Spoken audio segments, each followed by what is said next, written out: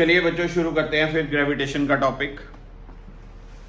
Gravitation एक ऐसा topic है आपके +1 के करिकुलम में से जिसमें जेई मेंस हो या नीट का पेपर हो तो एक क्वेश्चन एग्जामिनर ने एडजस्ट करना ही करना है। हर सेट में ऑलमोस्ट हर तरह के कंपिटिटिव पेपर में, बिट सेट में, वीआईटी में अगर +1 का पोर्शन सेट हो, मणिपाल का पेपर जिसमें ग्रेविटेशन की अपनी एक इंडिविजुअल इंपॉर्टेंस है, ग्रेविटेशन का काम आता ही आता है। तो gravitation as the name suggest gravity के साथ रिलेटेड ऑब्वियसली। तो इसमें मेरा बच्चा पार्टी 3 मेन रीजन्स हैं, 3 सेक्शंस हैं इस टॉपिक के। एक न्यूटन्स लॉ ऑफ ग्रेविटेशन जिसमें पढ़ते हैं, दूसरा acceleration due to gravity, gravitational field, gravitation intensity, gravitation potential, ये पैरामीटर्स पढ़ते हैं, और तीसरा कंसेप्ट ऑफ सैटेलाइट पढ़ते हैं। सैटेलाइट का कंसेप्ट पढ़ा जाता है। अब सैटेलाइट का कंसेप्ट, सैटेलाइट कैसे लॉन्च करना है, उसकी ऑर्बिटल वेलोसिटी, उसकी एस्केप वेलोसिटी, उसकी एनर्जी, उसकी potential energy, total energy, all the various parameters related with that. तो बहुत ही एक इंपॉर्टेंस होल्ड करता है ये चैप्टर। तो प्लीज कोशिश करता हूं आज एटलीस्ट 50% टॉपिक आपको आज एक्सप्लेन कर दूं। स्टैंडर्डाइज रिजल्ट्स जो हैं इसके कैप्चर करने वाले बहुत इंपॉर्टेंट हैं। डायरेक्ट आप थोड़ी सी कैलकुलेशंस करके, थोड़े से फॉर्मूलाज को याद करके इस टॉपिक का क्वेश्चन अटेम्प्ट कर सकते हैं। सो प्लीज अगर आप क्लास अटेंड कर रहे हैं तो इसको पॉजिटिविटी से जज कीजिए, चैप्टर को, पॉइंट्स को मेमोराइज कीजिए ताकि आपको एक बूस्ट मिले, आपका एक क्वेश्चन परफेक्टली ठीक हो in JEE mains as well as in NEET. So first of all Newton's law of gravitation, what is that? कि हर एक मास दूसरे मास को अपनी तरफ खींचता है। Every point object attracts the another object towards it with some force. That force is directly proportional to the product of magnitude of the, जैसे आपने कूलम लॉ सुना +2 क्लास में सुनते हैं, चार्जेस से, ये masses, product of the masses and inversely proportional to the square of the distance. Law of gravitation, it is directly proportional to the product of their masses and inversely proportional to the square of the distance between their centers. Technical बात यह है कि ये law applicable है for point masses.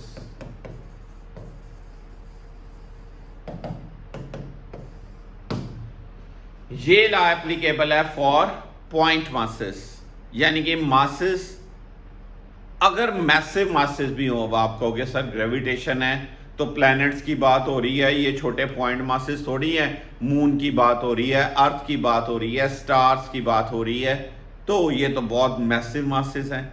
Yes, it is applicable for massive masses provided the gap between them is much larger than their own size.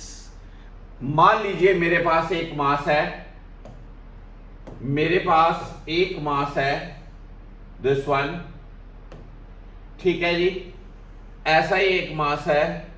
इन दोनों masses के बीच कुछ gap लिया आपने, ये गैप है मान लीजिए R। अगर R बहुत बड़ा है, इनके अपने डायमेंशन से, इनके अपने साइज से, तो लॉ एप्लीकेबल है, अदरवाइज लॉ एप्लीकेबल नहीं है। What is the law? F equals to Gm1 m2 by r²। F gravitational force, G gravitational constant, m1 पहला मास, m2 दूजा mass, R gap between the masses. It means F is equals to what? Gm1 m2 by r²। ये G एक gravitational constant है। अगर हम बात करें vector form की, तो वेक्टर फॉर्म में F12 force on 1 due to 2, F21 force on 2 due to 1. F12 is always equal and opposite to F21, that is action and reaction are equal but opposite. एक मास दूसरे मास को जितनी force से attract करेगा, दूसरा मास पहले मास को उतनी फोर्स से ही अट्रैक्ट करेगा। ठीक है जी। It means F12 is equals to what? Minus of F21. This is action, this is reaction, equal and opposite. What is this particular? This is a unit vector representing the direction of the force. Unit vector representing the direction of the force. This is unit vector को क्या लिख सकते हैं? Vector divided by its magnitude. Vector divided by its mod. Mod में आ गया cube, F12 आई, F21 आया, F12 equals to क्या? Minus of F21। Okay, M1 पहला मास स्केलर है, M2 दूसरा मास स्केलर है, R gap between the masses scalar है। अगर फोर्स एक वेक्टर टर्म है तो उसको वेक्टर राइट साइड में बनाने के लिए मुझे ये यूनिट वेक्टर की यूज करना पड़ा, ये यूनिट वेक्टर बना। कई बार ग्रेविटेशन का मेडिकल स्टूडेंट्स को एक वेक्टर अप्रोच में ही क्वेश्चन आ जाता है, तो आपको ये क्लियरिटी होनी चाहिए। आर वेक्टर क्या है, वेक्टर का मॉड क्या है, मॉड का क्यूब क्या है, ये छोटी छोटी बातें आपको क्लियर होनी चाहिए। Now comes capital G. Capital G क्या है? कांस्टेंट ऑफ प्रोपोर्शनैलिटी है। ठीक है जी। यूनिवर्सल ग्रेविटेशनल कांस्टेंट कहते हैं। क्यों यूनिवर्सल ग्रेविटेशन कांस्टेंट क्यों कहते हैं बच्चा बाटी? क्योंकि इसकी जो वैल्यू है वो यूनिवर्स में हर जगह पे, हर सेटअप में वैल्यू जो है वो कांस्टेंट रहती है, वैल्यू चेंज नहीं होती, इसलिए इसका नाम पड़ा universal gravitational constant, this part. Okay, अब आगे बात करें जी की वैल्यू के बारे में क्लियरिटी होनी चाहिए। 6.67 10 पर -11 एसआई सिस्टम में, 6.67 10 पर -8 सीजीएस सिस्टम में। डायमेंशन फॉर्मूला क्लियर है सबको। The value of G does not depend on the nature and the sizes of the bodies. It doesn't depend on the nature of the medium. सबसे important बात है, it doesn't depend on the nature of the medium. This is very very important point. It doesn't depend on the nature of the medium.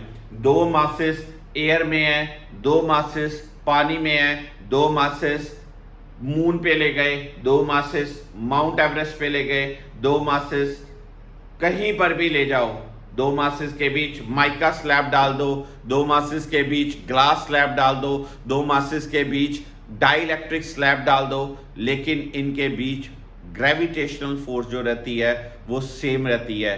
याद करिए, दो charges के बीच electrical force her medium से change होती थी, but दो masses के बीच जो ग्रेविटेशनल फोर्स है वो मीडियम डिपेंडेबल नहीं है, नहीं है, नहीं है। ये नीट 2013 के पेपर में क्वेश्चन था। Two masses attract each other with some force F. A medium of specific gravity 3 is inserted between the two masses. What will be the gravitational force now? तो आंसर देना था the gravitation force between the masses would remain same. ये force change नहीं होती, important बात। Okay, now G is very small, therefore gravitational forces are very very small. Gravitational forces nature में बहुत smallest force मानी जाती है। दो मासेस एक दूसरे को बहुत बहुत कम वैल्यू से अट्रैक्ट करते हैं। G की वैल्यू है 10 power -11, masses 2 kg, 4 kg, 10 kg, 50 kg, 100 kg। Masses की वैल्यू ये हो, मासेस की वैल्यू छोटी नॉमिनली डेली लाइफ के मासेस हों तो जो फोर्स की वैल्यू है वो बहुत कम होती है, इसलिए ग्रेविटेशनल फोर्सेस बहुत वीकर मानी जाती हैं अनलेस एंड अनटिल मासेस बहुत मैसिव हों, like mass of earth 10 power 24 kg, mass of moon 10 is पर 22 kg, mass of sun 10 is पर 30 kg। जब बहुत मैसिव मासेस होते हैं तो gravitation forces effective role play करती हैं, बट डेली लाइफ में हमें ग्रेविटेशनल फोर्सेस जो मटीरियलिस्टिक ऑब्जेक्ट्स हमारी सराउंडिंग में हैं उनके साथ जुड़ी हुई ग्रेविटेशनल फोर्सेस वेनिशिंगली स्मॉल, क्योंकि जी की वैल्यू बहुत छोटी होती है, जी बहुत स्मॉल होता है। Okay, now comes acceleration due to gravity. जिस एक्सेलरेशन से अगर हमारे पास एक ऑब्जेक्ट, कोई ये पेन है, मान लीजिए कोई ऑब्जेक्ट है, कोई हाथ में आपके बॉल है, कोई चीज है, उसको अर्थ अपनी तरफ जिस फोर्स से अट्रैक्ट करती है दैट इज ग्रेविटेशनल फोर्स, उसके कारण जुड़ी हुई फोर्स उसको ग्रेविटी फोर्स भी बोलते हैं, और उसके कारण जो एक्सेलरेशन डेवलप होता है बॉडी में उस एक्सेलरेशन का नाम है acceleration due to gravity, small g. Acceleration due to gravity का बेसिक फॉर्मूला कहां से आता है? F इक्वल टू क्या आता है? Gm/r²। G gravitation constant, m mass of earth, small m mass of object, r radius of अर्थ। इसके कारण इस फोर्स को मैं Gmm/r² को मैं इक्वेट कर दूं मास इनटू एक्सेलरेशन, तो यहां से मास कट गया, जो एक्सेलरेशन बना इस एक्सेलरेशन का नाम है एक्सेलरेशन ड्यू टू ग्रेविटी। इस एक्सेलरेशन को स्मॉल जी से हम रिप्रेजेंट करते हैं, तो स्मॉल जी का फॉर्मूला बनता है Gm/r²। अगर मैं अर्थ को एक स्फेरिकल ऑब्जेक्ट मानूं, तो G/r², मास का फॉर्मूला 4/3πr³ इंटू रो, तो ये स्टेप बनता है 4/3πgr रो। तो Gm/r², 4/3πgr रो, ये gravitation acceleration due to gravity के एक्सप्रेशन बनते हैं। Short conceptual question for medical students, क्या जी आर से कैसे वेरी करता है? तो पॉइंट टू बी मेमोराइज कि अगर मेरे पास गिवन मास हो तो G is inversely proportional to r², और अगर मेरे पास गिवन मटेरियल डेंसिटी फिक्स हो तो G is proportional to r। G proportional to 1/r², G proportional to r। It means acceleration due to gravity r के inversely square है और acceleration due to gravity r के directly proportional है, but for a given material. अगर मुझे density fix हो तो G का मुझे फॉर्मूला ये यूज करना है, अगर मुझे मास फिक्स हो तो G का फॉर्मूला मुझे ये यूज करना है। बहुत इंपॉर्टेंस होल्ड करता है। अब ये G के दो फॉर्मूलाज बने आपके पास, Gm/r² and 4/3πgr row. Entire PDF will be shared with all of you. Video lecture will be shared with all of you. ठीक है, वीडियो लेक्चर के नीचे ही मैं सारी PDF का लिंक अपलोड कर दूंगा, तो आप सारे ये स्लाइड्स डाउनलोड भी कर सकते हो, आपके सिस्टम में सारी आ जाएंगी। सारी बातें अच्छे ध्यान से सुनिए। फॉर गिवन मास G का formula Gm/r², for given material G का formula 4/3πgr rho. Right, it means हर एक प्लेनेट का अपना अपना साइज, अपना अपना साइज, इसलिए हर एक प्लेनेट की अपनी अपनी G की वैल्यू होती है, but G is independent. Word आया, G is independent of the mass of the body, density of the body on the surface of the planet. जिस प्लेनेट के सरफेस पे आपने उस ऑब्जेक्ट को रखा, उस ऑब्जेक्ट का मास क्या है, उस ऑब्जेक्ट की डेंसिटी क्या है, उसका कोई लिंक नहीं। किसका लिंक? प्लेनेट का मास, प्लेनेट का साइज, प्लेनेट की डेंसिटी, उसका लिंक। इट मींस एक ये कंसेप्चुअल चीज, जितना ज्यादा वैल्यू m/r² की, जितनी ज्यादा वैल्यू m/r² की, और जितना ρr की वैल्यू, उतनी G की वैल्यू ज्यादा, उतनी उस प्लेनेट पे G की वैल्यू ज्यादा। Okay, more the value of m by are square, इसका मतलब m ज्यादा होना चाहिए, r कम होना चाहिए, तब g ज्यादा है। और दूसरी बात, r भी ज्यादा हो और डेंसिटी भी ज्यादा हो, तब g ज्यादा होगा। दिस इज द फंडा। और g की वैल्यू कितनी वैल्यू आती है? 9.8 मीटर पर सेकंड स्क्वायर हम अर्थ पे लेते हैं, 980 सेंटीमीटर पर सेकंड स्क्वायर और 32 feet per second square. FPS system में तीन वैल्यूज आपको पता होनी चाहिए। पहली तीन वैल्यूज बड़ी बार यूज की, 9.8 metre per second square, 981 centimetre per second square और 32 feet per second square. Acceleration due to gravity बड़े सारे फैक्टर्स पे डिपेंडेबल होती है। बहुत सारे ऐसे फैक्टर्स हैं जिनके कारण acceleration due to gravity change होती है। It depends on the shape of the earth, shape of the earth पे, height above the earth, depth below the earth and axial rotation of the earth. अपने अपने axis पे earth rotate कर रही है, उसके कारण जी वेरी करेगी। अर्थ की शेप जो है वो फ्लैटेंड है, वो परफेक्ट स्फेरिकल नहीं है, उसके कारण भी जी वेरी करेगी। अगर अर्थ के सरफेस से हम ऊपर जाते जाएंगे तब भी जी वेरी करेगी। अगर हम अर्थ के सरफेस से नीचे जाते जाएंगे तब भी जी वेरी करेगी। इसका मतलब major there can be 4 categories of the questions on the variation of g. G varies because of 4 factors. Number 1, shape of the earth. Number 2, height above the earth. Number 3, depth below the earth. Number 4, axial rotation of the earth. First of all, shape of the earth.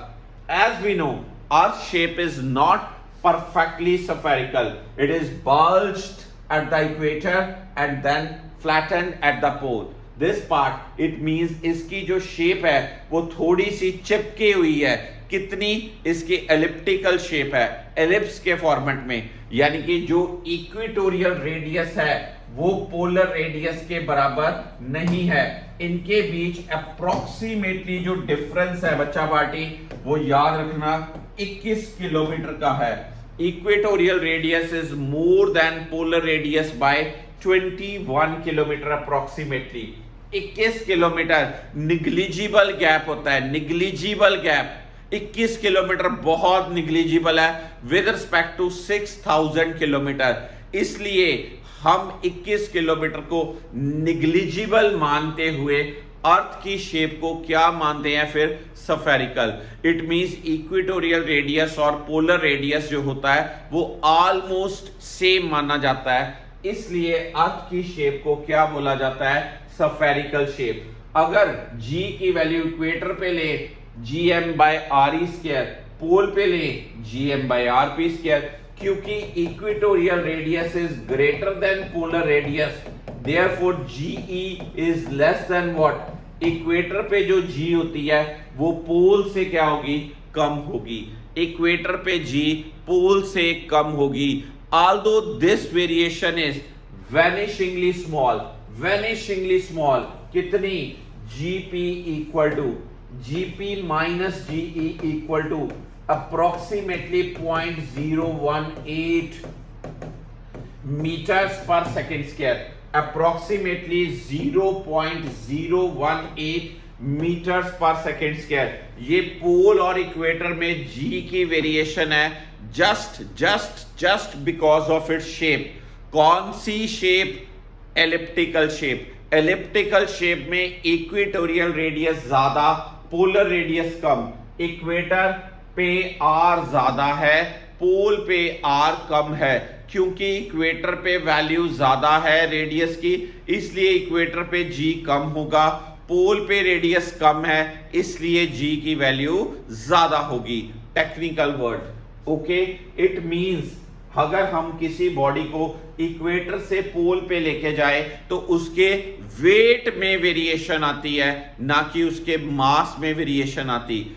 Although the variation in the weight would be negligible, highly negligible variation in the weight. Now comes the variation with height. Height के साथ हमें पता है g का formula basic gm by r square, अगर मैं surface से किसी रिस्पेक्टेबल हाइट पे जाऊं तो वहां पर जी का फॉर्मूला gm/r प्लस एच का स्क्वायर। तो फिर आपने देखा डिनोमिनेटर r है भाई, यहां पर डिनोमिनेटर r प्लस एच है भाई, ये डिनोमिनेटर बढ़ गया तो g की वैल्यू क्या हो जाएगी, छोटी। It means g dash would be less than, g dash would be क्या, लेस देन g। जितना डिनोमिनेटर ज्यादा उतना g की value come, g dash would be less than g। जितनी हम हाइट पे ऊपर ऊपर ऊपर ऊपर जाते जाएंगे g की वैल्यू डिक्रीज होती जाती है। अब न्यूमेरिकल में जब हमें फॉर्मूला लगाना है तो g dash by g equals to r square over r plus h का होल स्क्वायर। g क्या है, value at the surface of earth, r क्या है, रेडियस ऑफ अर्थ, h क्या है, height above the surface of earth, height above the surface of earth. इस फॉर्मूले को मुझे अप्लाई करना पड़ेगा, g dash equal to G R square over R plus H का होल स्क्वायर। पर यहां से हमें क्या कंक्लूजन निकला कि g जो है वो डिस्टेंस से इनवर्स प्रोपोर्शनेट है। जितना अर्थ के सरफेस से ऊपर जाते जाएंगे g डिक्रीज होता जाएगा। बट इंफिनिटी पे, सिर्फ इंफिनिटी पे जब कोई ऑब्जेक्ट अर्थ के सरफेस से इनफाइनाइट गैप पे ले जाओगे तो g की वैल्यू क्या हो जाएगी, zero. At infinite distance from the earth surface the value of g would be what, zero. Then अगर मैं कहूं, ये बहुत इंपॉर्टेंट बात है, कई बच्चों को न्यूमेरिकली बड़ी ज्यादा हेल्प मिलेगी इस फॉर्मूले से। अगर h की वैल्यू कंपेरेबल ना पर बहुत छोटी हो, अर्थ के सरफेस से आप 5 किलोमीटर, 10 किलोमीटर, 2 किलोमीटर, 4 किलोमीटर, कुछ मीटर ऊपर जाओ तो हम g की वैल्यू कैसे यूज करते हैं, g dash equal to g 1 minus 2h by r, g dash equal to g 1 minus 2h by r। ये वैल्यू यूज होती है, बट अंडर लिमिटेशन। कौन सी limitation, h is very very less than r। h अगर r के with respect to बहुत छोटा हो तो मेरा बच्चा इसको हम अप्लाई करते हैं। अब आपको सीधे सीधे रिजल्ट, आपको कोई पूछे एब्सोल्यूट डिक्रीज, आंसर देना है 2hg बाय r। कोई पूछे फ्रैक्शनल डिक्रीज, आंसर देना है 2h बाय r। कोई पूछे परसेंटाइल डिक्रीमेंट, आंसर देना है 2h बाय r इंटू 100%। इसका मतलब आपके पास पहला फॉर्मूला, दूसरा फॉर्मूला, तीसरा फॉर्मूला, ये तीन रिजल्ट्स बहुत इंपॉर्टेंस होल्ड करते हैं। किसके लिए, डिक्रीमेंट फाइंड आउट करनी। किसके साथ decrement, with the height decrement. As you move above the surface of earth the value of g decreases. If it decreases, उसकी वैल्यू को जज करने के लिए आपके पास 3 शॉर्टकट्स हैं, ये आपको शॉर्टकट्स जज करने हैं। ओके बच्चा, ये चीज को आगे देखिए। अगर मैं यहां पर डेप्थ में जाता हूं, अगर मैं डेप्थ पे जाता हूं तो टेक्निकल ग्राउंड ये है कि अगर आप अर्थ के सरफेस पे हो तो g की वैल्यू है gm/r²। फिर मैंने ये क्यों लिखा, क्योंकि जैसे ही आप डेप्थ पे जाओगे, अंदर जाओगे, उस अंदर वाले पोर्शन का, if I draw like this way, अगर मैं आपको ये ऐसे एक जस्ट एग्जांपल दूं कि मेरे पास ये एक अर्थ का एक गोला है, अगर मैं इस गोले के अंदर जाऊंगा, अगर मैं इस सफियर के अंदर जाऊंगा, मैंने यहां पर एक सफियर ऐसे एनवेलप बनाया, मैंने ये चीज बनाई भाई। अब क्या इस व्हाइट पोर्शन का मास और पूरे ब्लू पोर्शन का मास सेम है? कभी भी सेम नहीं है। इसका मतलब जैसे हम नीचे जाते हैं मास वेरीज। इसका मतलब कौन सी चीज ऐसी है जो कांस्टेंट रहेगी, कौन सी चीज कांस्टेंट रहेगी भाई साहब, नीचे जाते वक्त उसकी डेंसिटी कांस्टेंट रहेगी। तो मुझे कौन सा फॉर्मूला यूज करना है फिर जी का, नीचे जाते वक्त डेंसिटी वाला फॉर्मूला यूज करना है। अगर मैं सरफेस पे हूं तो g की वैल्यू 4/3 पाई gr रो, और नीचे डेप्थ में g की वैल्यू 4/3 पाई जी रो जी r माइनस टी। जब मैं इन दोनों इक्वेशन से कंपेयर करूंगा तो g डैश की वैल्यू आती g1 minus D by are. इसका मतलब अर्थ के सरफेस से नीचे जाते वक्त भी g की वैल्यू डिक्रीज होती है। जितना हम नीचे जाते जाएंगे उतनी g की वैल्यू क्या डिक्रीज होती है। इट मींस यहां पर अगर मैं बात करूं d की वैल्यू r है तो g की वैल्यू 0। इट मींस अगर आप अर्थ के सेंटर पे चले गए, बिल्कुल at the centre of the earth, वहां पर g की value acceleration due to gravity क्या 0 होगी। अगर इसके जैसे वही तीन फॉर्मूले, पहला absolute decrease dg by r, then fractional decrease d by r, then percentage decrease d by r into 100%, d by r into क्या 100%। d क्या है डेप्थ है, g क्या है acceleration due to gravity at surface है, r क्या है radius of the earth है।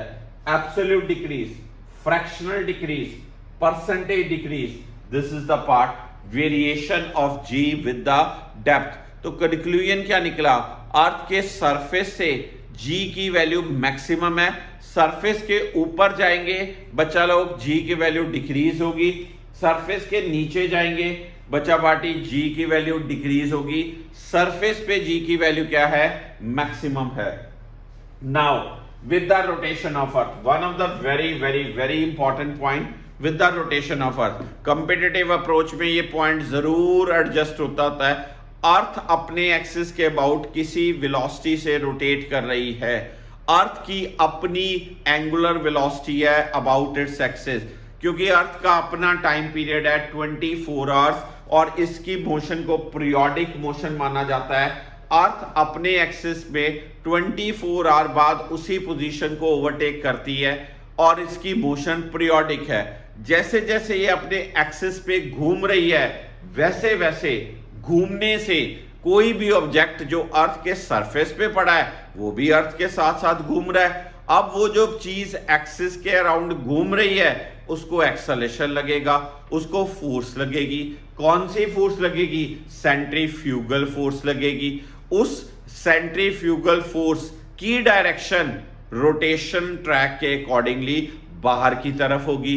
अर्थ पे जो बंदा खड़ा है उसका वेट किधर, सेंटर की तरफ होगा। तो दो चीजों का रिजल्टेंट बनेगा। कौन सी दो चीजें, एक बंदे के ऊपर सेंट्रीफ्यूगल फोर्स, एक बंदे का अपना वेट। उन दो चीजों के कारण अर्थ के ऊपर जो बंदा खड़ा है उसके जो वेट में, ऑब्जर्वेशन वेट में जो वैल्यू आएगी वो एक्चुअल वेट से डिफरेंट आएगी। इसीलिए बात बनी variation of G due to rotation of earth. और ये एक्सप्रेशन क्या याद रखने वाला होता है, जी डैश यहां पर मैं एक लिखता हूं, g dash equals to what, g minus are omega square cos square lambda. G dash equal to g minus are omega square cos square lambda. यहां पर मेरा बच्चा लोग लैम्डा जो है वो क्या है, लैम्डा क्या है, latitude angle. Lambda is latitude angle. For equator lambda is 0 degree, for pole lambda is 90 degree. For equator lambda is क्या 0, for pole lambda is what 90 degree. It means, ये बहुत टेक्निकल बात है, for poles the lambda value is क्या 90, for equator lambda value is what 0 degree. अगर मैं यहां पर सब्स्टिट्यूट करता हूं तो लैम्डा की वैल्यू, पोल पे जी की वैल्यू जी और इक्वेटर पे जी की value ji minus are omega square. It means पोल पे आपने क्या याद रखना है, जी, और इक्वेटर पे आपने क्या याद रखना है, जी माइनस आर ओमेगा स्क्वायर। इसका मतलब इस एक्सप्रेशन से हमें ये फील आया, इस एक्सप्रेशन से हमें ये फील आया कि acceleration due to gravity at pole is not dependable on the rotational velocity of the earth or acceleration due to gravity at equator is dependable on the rotational velocity of the earth। इसका मतलब पोल पे g की value g रहेगी और equator पे g minus are omega square होगी omega का role आ रहा है। अर्थ स्लो हो, अर्थ फास्ट हो, पोल पे इस चीज का कोई लेना देना नहीं, पर अर्थ स्लो होगी तो जी वेरी करेगा, अर्थ फास्ट होगी तो भी जी वेरी करेगा। कहां पर? कहां पर? इक्वेटर पे। इट मींस अर्थ की अपनी एंगुलर वेलोसिटी ने अफेक्ट करना है किसको? वैल्यू ऑफ जी को at equator. Very very very important point. यहां से मैं अगर जी पोल माइनस जी निकालता हूं तो आता है आर ओमेगा स्क्वायर। आर कितना है? Radius of earth 6.4 10⁶ metre. Omega कितना है? 2 pi by T 24 hours. 24 hours means what? 86400 second. यहां से आपको ये वेलोसिटी आएगी रेडियन पर सेकेंड। आर पता, ओमेगा पता, आर ओमेगा स्क्वायर की वैल्यू कितनी आती है? 0.034। आप कहोगे सर अभी तो आपने जीपी माइनस जीई मुझे दिया था 0.018, यहां पर मैंने लिखा था 0.018। ये वेरिएशन आती है because of shape of earth. और अभी मैंने क्या बोला? 0.034। ये वेरिएशन कब आती है? Due to the rotation of earth. अगर मैं शेप और रोटेशन का ज्वाइंट इफेक्ट लेता हूं, तो याद रखना मेरा बच्चा लोग, ज्वाइंट इफेक्ट में GP minus GE equal to 0.052 metre per second square. ये कब आता है? जब जी की वेरिएशन वेट के साथ एज वेल एज जी की वेरिएशन शेप ऑफ अर्थ के साथ की जाए, तब ये बात आती है। ओके, बहुत इंपॉर्टेंट बात, सिर्फ वेट में चेंज आनी है। वेट में चेंज, क्या वेट में चेंज आती है? M R omega square. Weight में चेंज आती है, मास में चेंज नहीं आती। मेडिकल वाले बच्चों के लिए कई बार स्टेटमेंट में बहुत बड़ी बात लिखी होती है, पर छोटा सा पॉइंट वो ये डाल देता है examiner, what will be change in mass. कभी भी ये ना कहना मास में कोई चेंज नहीं होती, चेंज किस में आती है? वेट में आती है। ओके, अब ये एक one of the exceptional point है, बहुत ज्यादा बढ़िया बात। अगर मैं बच्चा लोग कहूं क्या? Weight due to rotation of earth. अगर अर्थ अपनी ऐसी वेलोसिटी, जब अर्थ की एक ऐसी वेलोसिटी जब बॉडी का वेट अर्थ पे 0 शो हो, यानी कि जी डैश की वैल्यू 0, तो जी ओमेगा की वैल्यू कितनी? Under root G by R. अब मैंने कहा ओमेगा 0 हो, ओमेगा बढ़े, ओमेगा कम हो, पोल पे कोई फर्क नहीं पड़ता। किस पे फर्क पड़ता है? सिर्फ और सिर्फ इक्वेटर पे। इक्वेटर पे जी की वैल्यू ओमेगा से रिलेटेड है, तो ओमेगा का आंसर क्या आ गया? Under root G by R. अगर मैं ओमेगा को यहां सब्स्टिट्यूट करता हूं तो टाइम पीरियड का आंसर क्या आ गया?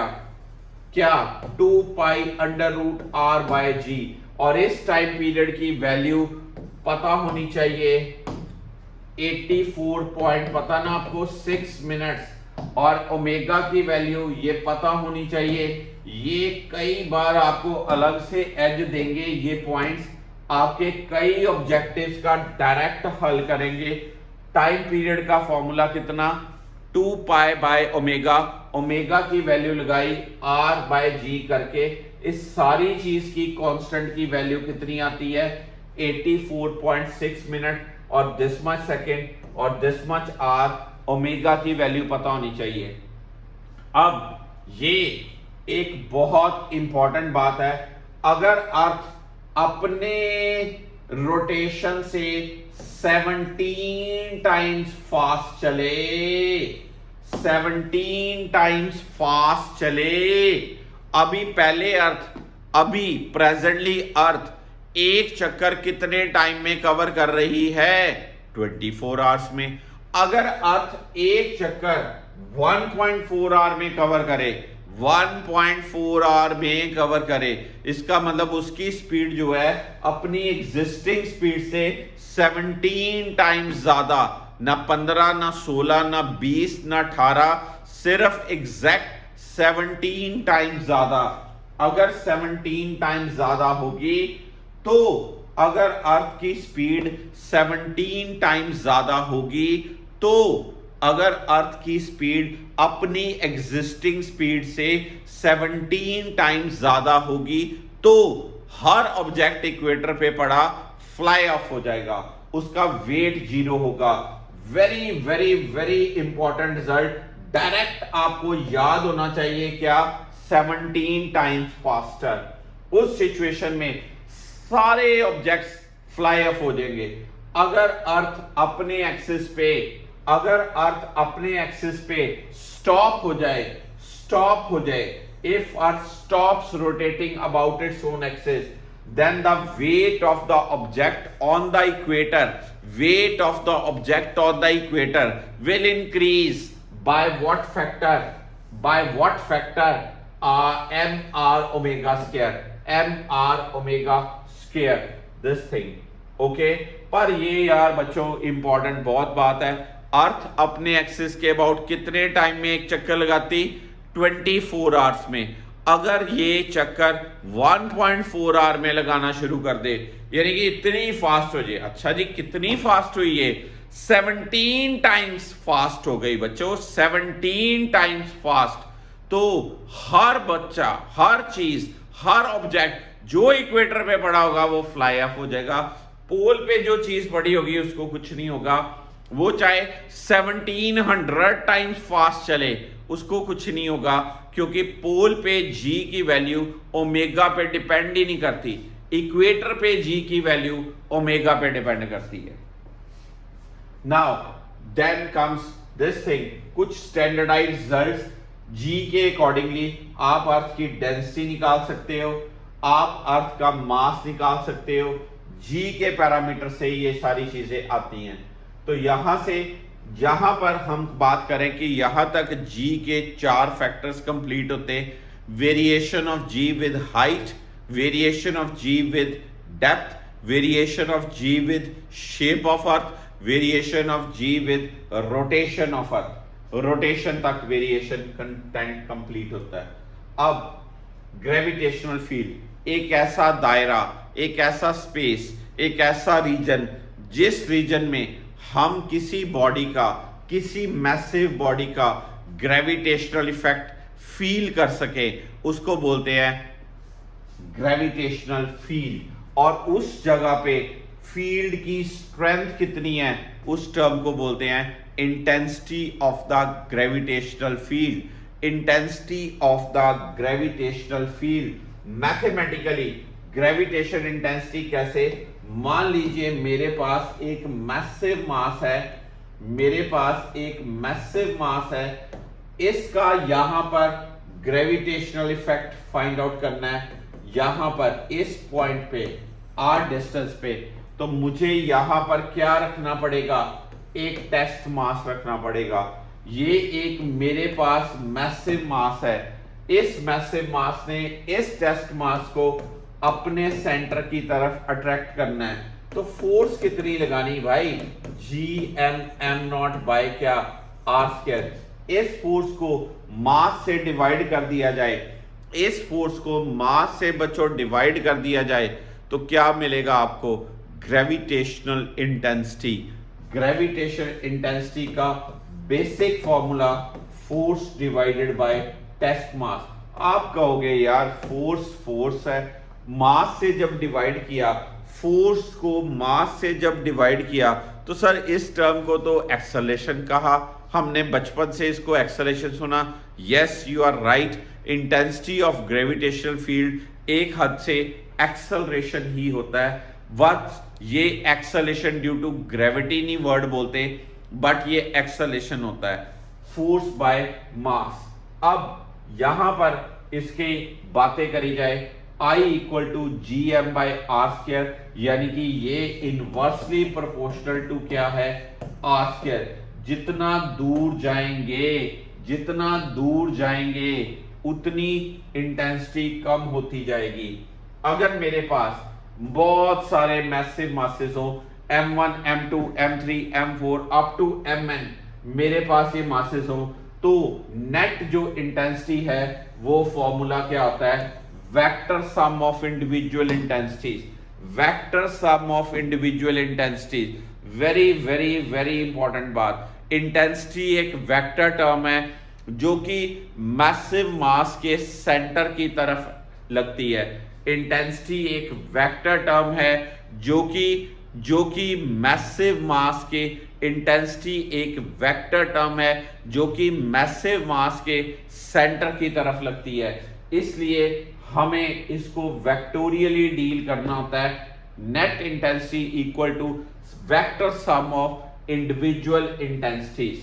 अब मैं अगर आपको कुछ स्टैंडर्डाइज्ड रिजल्ट दूं, मान लीजिए मेरे पास एक ये मैसिव मास है और मेरे पास यहां पर एक ये ट्रायंगल है जिसके मैं कॉर्नर्स पे 3 बराबर मासेस रखूंगा। ये टॉपिक के क्वेश्चंस आपने अच्छे से कूलम लॉ के साथ भी किए थे।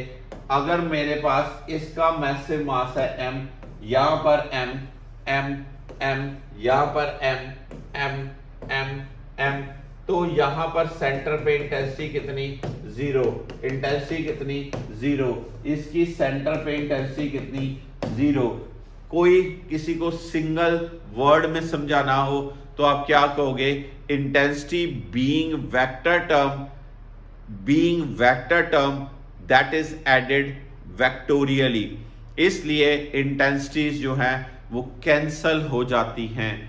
एक मास की इंटेंसिटी दूसरे मास की इंटेंसिटी ये कैंसल हो जाती है। It is a vector parameter. और वैसे सिमेट्रिकल चीज के लिए जितना मास एक तरफ उतना मास दूसरी तरफ, इसलिए नेट इंटेंसिटी क्या होगी, 0 होगी। इट मींस ये था सारी रिंग m मास की है, इसके सेंटर पे इंटेंसिटी कितनी, 0। अगर मैं इसका एक छोटा सा हिस्सा उड़ा दूं, ये छोटा सा हिस्सा उड़ा दूं, तो फिर क्या ये 0 होगी, कभी भी 0 नहीं होगी। ये इंटेंसिटी 0 नहीं होगी। क्या होगी, इस छोटे हिस्से का जो मास था I equal to G, that part mass divided by r square, this would be the case. पर अगर ये पूरा है तो इंटेंसिटी क्या होगी, 0 होगी। इंटेंसिटी के लिए मुझे यूज करना पड़ता है g mass of that part divided by distance का square. Same point of zero intensity, one of the very very important point of zero intensity. क्या अगर मेरे पास यहां पर 2 मासेस है, अगर मेरे पास यहां पर 2 मासेस है और मैं इन दोनों मासेस के बीच कोई एक न्यूट्रल पॉइंट निकालना चाहता हूं, जिस पॉइंट पे एक मास को रखा जाए, इसकी इंटेंसिटी और इसकी इंटेंसिटी एक दूसरे को नलीफाई कर दे, उस पर्टिकुलर पॉइंट को बोला जाएगा न्यूट्रल पॉइंट। और इस पर्टिकुलर पॉइंट पे नेट इंटेंसिटी क्या होगी, 0। और आप लोगों को इसका फॉर्मूला आता है, क्या शॉर्टकट बनाना होता है, this x equals to under root m1 d over under root m1 plus under root m2, m1 d over under root m1 plus under root m2। मान लीजिए मेरे पास यहां पर है m1 और यहां पर है m2। सुनने वाली बात, इन दोनों के सेंटर्स के बीच गैप है d, और यहां से मैंने x गैप पे कोई m0 रखा, तो ये कितना हो जाएगा, d माइनस x। x की वैल्यू क्या आएगी, under root m1 d over under root m1 plus under root m2, और d माइनस x की वैल्यू क्या आएगी, under root m2 d over under root m1 plus under root m2। This is the part. It means आपको neutral point की location के लिए ये shortcut formula याद रखना है। अगर मैं कहूं मेरे पास मैसिव बॉडी एक अर्थ है, अर्थ के सरफेस पे इंटेंसिटी, तो वो याद रखना g mass of earth divided by are square, g mass of earth divided by are square. G की वैल्यू ये होती है, तो यार इंटेंसिटी की वैल्यू स्मॉल जी।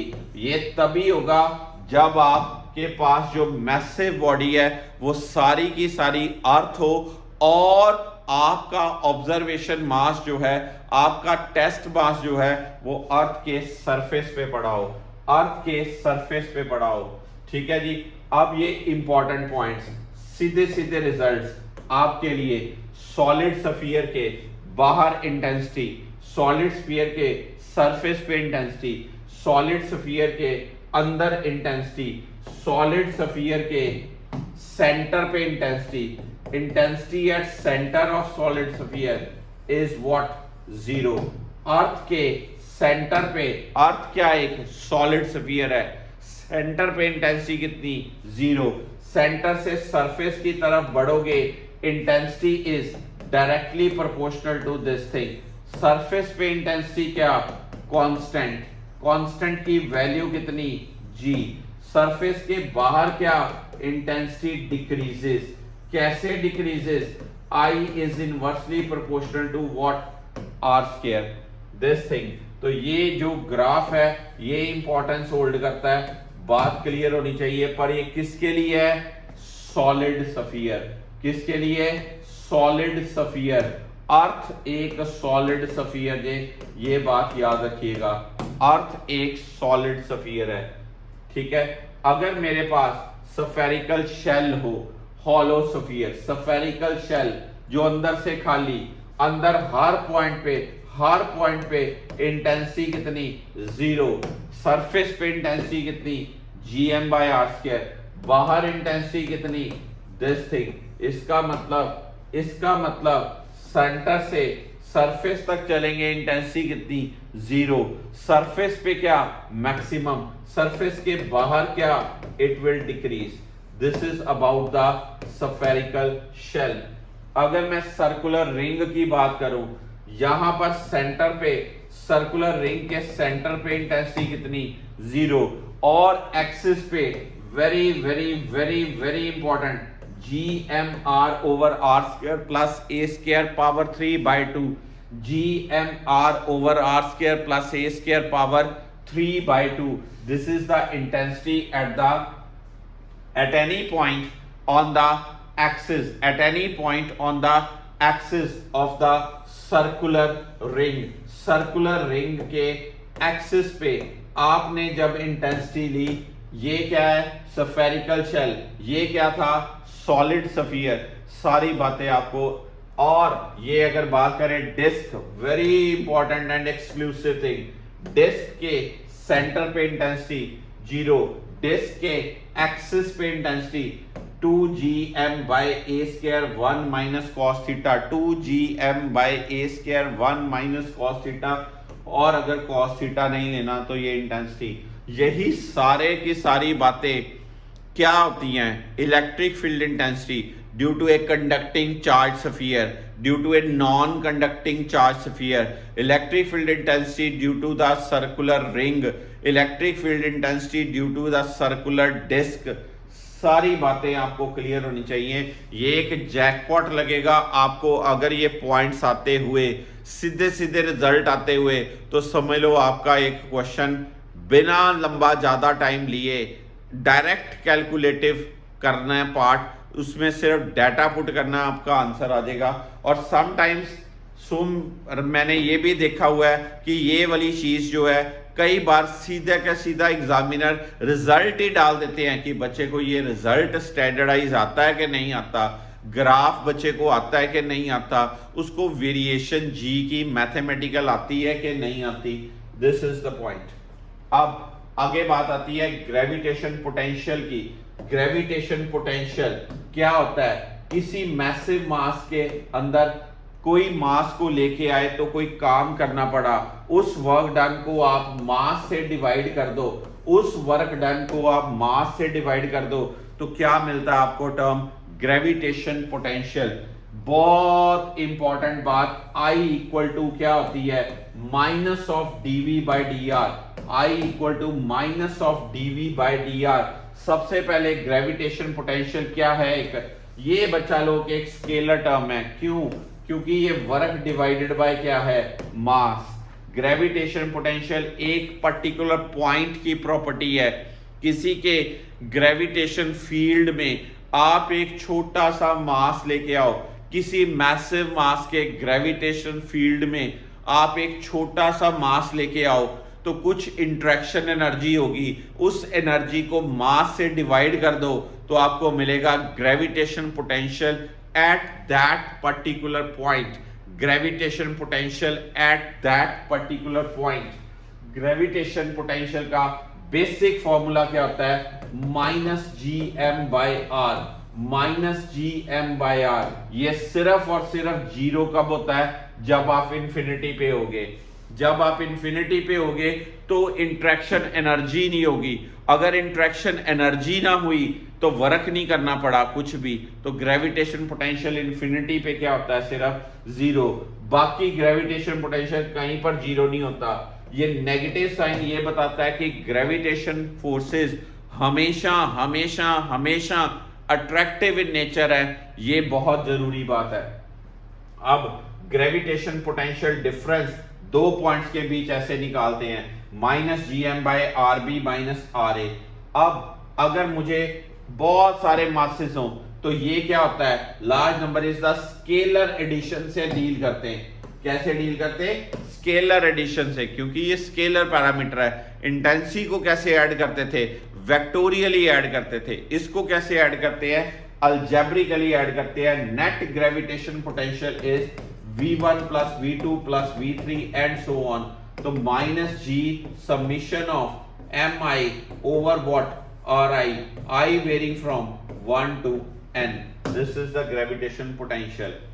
ओके, अब जहां पर पॉइंट ऑफ जीरो पोटेंशियल, जहां पर ग्रेविटेशन जो है इंफिनिटी से लेके आए पर आपका वर्क करना जीरो हुआ, उस पॉइंट पे ग्रेविटेशन पोटेंशियल जीरो हो सकता है, अदरवाइज ग्रेविटेशन पोटेंशियल जीरो नहीं हो सकता।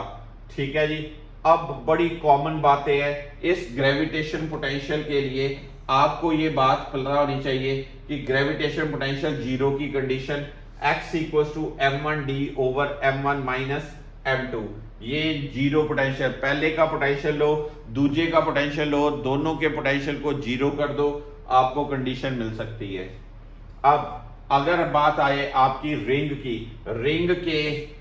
के यहां पर सेंटर पे पोटेंशियल की value minus G M by, axis पे minus G M by are square plus A square. इसी तरह से स्फेरिकल शेल के अंदर यहां पर पोटेंशियल कांस्टेंट, बट सरफेस पे बाहर, सरफेस के बाहर पोटेंशियल ऐसे होता है, यानी कि सेंटर से लेके ये नेगेटिव में ग्राफ, क्योंकि minus G M by R है, सेंटर से लेके सरफेस तक potential minus G M by R. Surface से बाहर जब आप जाओगे तो ये बढ़ता है, सेंटर पे, फिर सरफेस पे, फिर आउटसाइड। याद रखिए इंफिनिटी पे पोटेंशियल जीरो, ये वाली वैल्यू मैक्सिमम वैल्यू होती है। क्या होती है, मैक्सिमम वैल्यू। सेंटर पे minus G M by r, in surface पे minus G M by are.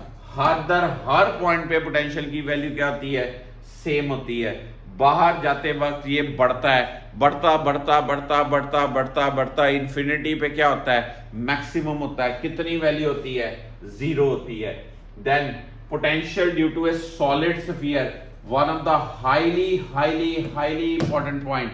अगर हम अंदर बात करें तो सेंटर पे -3/2 GM/R, सरफेस पे -GM/R और इनसाइड आउटसाइड -GM।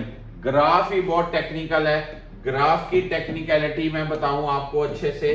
तो जब हम पोटेंशियल को प्लॉट करते हैं R के साथ, तो ये यहां से लेके यहां तक ऐसे ग्राफ आएगा। ये वाली सेंटर पे वैल्यू -3/2 GM/R, यहां पर ये वैल्यू -GM/R, फिर ये ये है 1.5 GM/r, ये है -GM/r। बड़ी टेक्निकल बात, सेंटर पे ज्यादा, सेंटर से सरफेस तक आते आते कम, बाद में फिर बढ़ेगा और इन्फिनिटी पे पोटेंशियल कितना होगा, 0 होगा। इन्फिनिटी पे पोटेंशियल, ये बहुत इंपॉर्टेंट रिजल्ट है, ये जरूर जरूर जरूर हर बच्चे को रिजल्ट आना चाहिए। यही रिजल्ट कुछ बच्चों की डिस्टिंक्शन क्रिएट कर देते हैं, अगर आपको याद रहे तो। ये किसके लिए है, सॉलिड सफियर के लिए। ये किसके लिए थे, स्फेरिकल शेल के लिए। ये किसके लिए थे, रिंग के सेंटर पे और रिंग के एक्सिस पे पोटेंशियल की वैल्यू। फिर आती बात gravitation potential energy. Gravitation potential energy, energy word आ रहा है तो क्या बनी बात, वर्क डन के साथ रिलेट हुई बात। वर्क डन कैसे, माइनस, पहले work done equal to -GM1M2 by क्या, R. This is called interaction energy between two masses M1 as well as M2, -GM1M2 divided by R. इसको बोलते हैं gravitation potential energy, work done के साथ related होती है। Okay, अब U equal to this thing, U का value क्या, माइनस, अगर एक बॉडी अर्थ हो, एक ऑब्जेक्ट हो, अर्थ के सरफेस पे पड़ी हो, तो ग्रेविटेशन पोटेंशियल ये भी हो जाता है Gm की value GR² into M divided by R, तो फिर ग्रेविटेशन पोटेंशियल एनर्जी -mgr, जो आप बचपन से सुनते आए mgh mgh mgh, ये वाली वैल्यू एक्चुअली सरफेस पे -mgr होती है। माइनस साइन क्या डिपिक्ट कर रहा है, ये अट्रैक्टिव फोर्सेस इन्वॉल्व हैं। ओके, जब हमें सारे मासेस की एनर्जी निकालनी, तो ऐसे अगर मुझे एक मास को मूव करना है एक R1 पॉइंट से R2 पॉइंट तक, तो वर्क डन का फॉर्मूला, ओ हो, R1 से R2 तक, तो change in gravitation potential energy GMM by 1/R1 minus 1/R2, GMM by 1/R1 minus 1/R2। ठीक है, अब अगर मैं कहूं बात पोटेंशियल एनर्जी छोटा मास और पोटेंशियल मल्टीप्लाई कर दो, तो ये एक तरह की रिलेशन आपके पास और आ जाता है। इट मींस आपको gravitation potential energy, work done against gravity, बात एक है से सारे के सारे एक्सप्रेशंस याद करने वाले बनते हैं कि इनका यार किसी बॉडी को अर्थ के सरफेस से आपने शिफ्ट करना है, कुछ काम करना पड़ेगा, वो काम के सारे एक्सप्रेशन, उन सारे एक्सप्रेशंस को क्या बोला जाता है, ग्रेविटेशनल पोटेंशियल एनर्जी या वर्क डन के साथ रिलेटेड बातें। ठीक है, और यहां अगर हम बात करें ये सारे, इसके बाद आती है एक बात कि अगर मैं ऐसा काम करूं और वो काम से अर्थ की ग्रेविटेशन फील्ड को कोई चीज क्रॉस कर जाए, उस वर्क डन के साथ जुड़ी बात क्या है, escape velocity of the object. Escape velocity of the object, क्या एस्केप वेलोसिटी का कंटेंट बना, minimum velocity with which it must be projected so as to just overcome the gravitational pull, उस वेलोसिटी का नाम है एस्केप वेलोसिटी। वर्क डन निकाला और work done को काइनेटिक एनर्जी के इक्वेट कर दो, यहां से आपके पास एस्केप वेलोसिटी का फॉर्मूला आता है √2gm डिवाइडेड बाय r, और एस्केप वेलोसिटी का फॉर्मूला आता है r√8/3πgr। ये फॉर्मूला बहुत कम बच्चों ने अप्लाई करना है, बहुत कम बच्चों ने apply, r√8/3πg। This is the formula for escape velocity of the any object. Escape velocity जो होती है, escape velocity mass of object पे डिपेंडेबल नहीं होती, एस्केप वेलोसिटी डायरेक्शन पे डिपेंडेबल नहीं होती। एस्केप वेलोसिटी कहे कोई आपको एस्केप वेलोसिटी जी अर्थ की कितनी है, आप यहां पर अर्थ का मास, अर्थ का रेडियस पुट कर दो, आपको वैल्यू आती 11.2 किलोमीटर्स पर सेकेंड। 11.2 किलोमीटर्स पर सेकेंड। आपको कोई पूछे अगर अर्थ की एस्केप वेलोसिटी 11.2 किलोमीटर पर सेकेंड है उसको 45 डिग्री पे लॉन्च किया। अब एस्केप वेलोसिटी कितनी होगी? आपने कहना भाई साहब वो तो सेम होगी, escape velocity independent of the angle of projection है। आपको कोई पूछे एक ऑब्जेक्ट जिसका मास m है उसको थ्रो किया, एस्केप वेलोसिटी 11.2 है, अगर उस मास की वैल्यू 10 टाइम्स ज्यादा कर दी जाए तो एस्केप वेलोसिटी कितनी होगी? आपको जवाब देना भाई साहब एस्केप वेलोसिटी सेम होगी, क्योंकि escape velocity mass of the object पे डिपेंडेबल नहीं है। अच्छा जी, फिर एस्केप वेलोसिटी किस पे डिपेंडेबल है? आपको जवाब देना है कि एस्केप वेलोसिटी जो है वो डायमेंशंस ऑफ द प्लेनेट पे डिपेंडेबल है। अर्थ की अपनी है, मून की अपनी है, मार्स की अपनी है, जुपिटर की अपनी है, वीनस की अपनी है, हर किसी की अपनी अपनी एस्केप वेलोसिटी है। अब चीजों को जब इन्फिनिटी से लेके आए अर्थ के ग्रेविटेशन फील्ड में, ग्रेविटेशन, पोटेंशियल, एनर्जी, कुछ एनर्जी प्रोवाइड की कि चीजें अर्थ के सरफेस से ऊपर इन्फिनिटी की तरफ जाएं, तो उसमें कौन सी टर्म रिलेटेड होगी? Escape velocity. Very very very important content. तो ये दो सेक्शंस मेरा बच्चा यहां पर अभी खत्म होते हैं। पहला सेक्शन जो था वो सारा जी की वेरिएशन और न्यूटन के लॉ पे, दूसरा जो सेक्शन है वो gravitation field, gravitation potential, gravitation energy, इस पे बेस्ड है। और तीसरा जो सेक्शन इसके अंदर आता है वो थर्ड सेक्शन आता है पूरी की पूरी परफेक्ट नॉलेज सैटेलाइट के ऊपर, सैटेलाइट की launching, various parameters related with satellite and the Kepler's laws for planetary motion. तब जाके ये ग्रेविटेशन होता है। इसका सेकंड पार्ट जो लेक्चर का है वो मैं अगले नेक्स्ट में आपको अनाउंस करूंगा कि कब शेयर होगा। तो ये होपफुली फर्स्ट पार्ट आपको कई पॉइंट्स रिफ्रेश हुए। हाँ जी बच्चों, कुछ चीजें समझ लगी आपको, थोड़ा सा ब्रश अप हुआ है आपका लेक्चर? तो इसके साथ यहां पर आज मैं लेक्चर रोक रहा हूं। अगला जो लेक्चर है सैटेलाइट की लॉन्चिंग का जल्द ही आपके सामने एक्सप्लेन करूंगा, सो दैट कि हमारा एक जो क्वेश्चन है वो परफेक्ट हो। अगले लेक्चर के साथ मैं कुछ क्वेश्चंस लेके आऊंगा जो प्रीवियस जेईई मेंस में और नीट में इस ग्रेविटेशन में से पूछे गए हैं। मैं आपको वो क्वेश्चंस एक्सप्लेन करूंगा, तो अच्छी तरह से इसको कैप्चर करिए।